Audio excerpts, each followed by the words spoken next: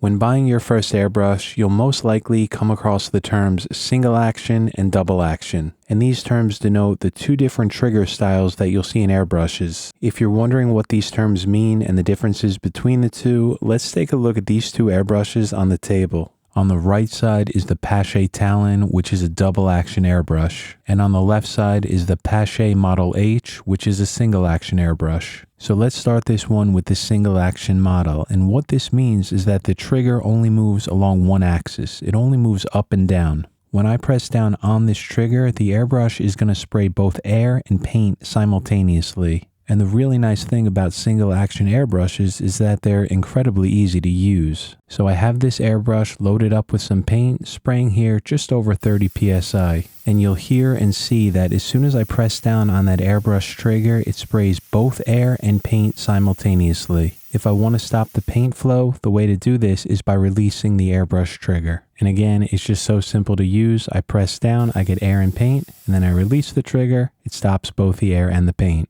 Depending on the single action model that you're using, you're most likely going to have the ability to control the flow or the volume of the paint that's being sprayed by adjusting a screw. I can adjust this cone here to reduce the size of the opening or the orifice between the needle and the cone. In this way, the airbrush is just going to spray less paint. This model, the Pache Model H, is an external mix airbrush, but I could still achieve thin lines with it by adjusting this screw and holding the airbrush right off the surface. And if I want to spray a larger volume of paint, I can open this nozzle up all the way. You can see when I press down for air, I get a lot more paint. A single action model like this is great for some of the simpler things in painting. Things like applying a background of a single color like I'm doing here in this one, or spraying down a permanent varnish in one part of a painting, kind of like a clear coat, just to seal off that part of the work. But if you want full control of your airbrush, that's where a double action model is going to come in. These are also commonly referred to as dual action airbrushes, but this brand, Pache, calls them double action. The trigger on a dual action airbrush moves up and down along the y-axis just like a single action model, but also moves back and forth along the x-axis, and this is what makes them so useful. Pressing down on the trigger opens the air valve just below it, and the airbrush will start to spray air. That's action number 1.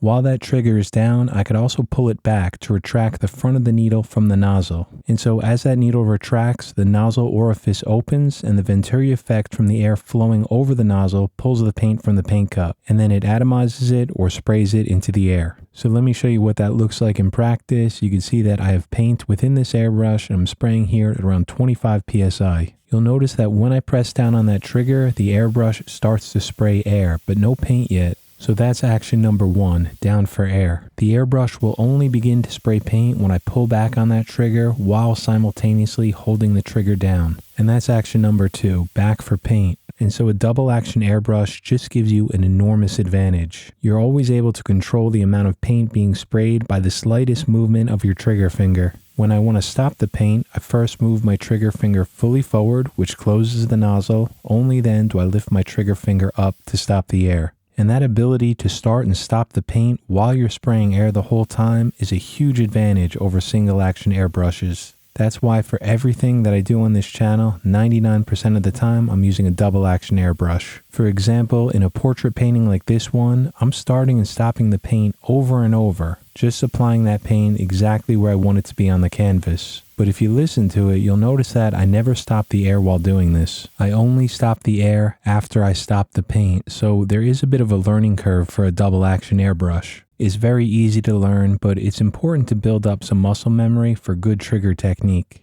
In order to spray a double action airbrush, it's basically 4 steps. Step 1 is to press down on the trigger so the airbrush starts spraying air. Step 2 is to pull back on the trigger while keeping it pressed down the entire time. This is going to retract the needle, causing the airbrush to start spraying paint. And the further you pull back on that trigger, the more paint the airbrush is going to spray.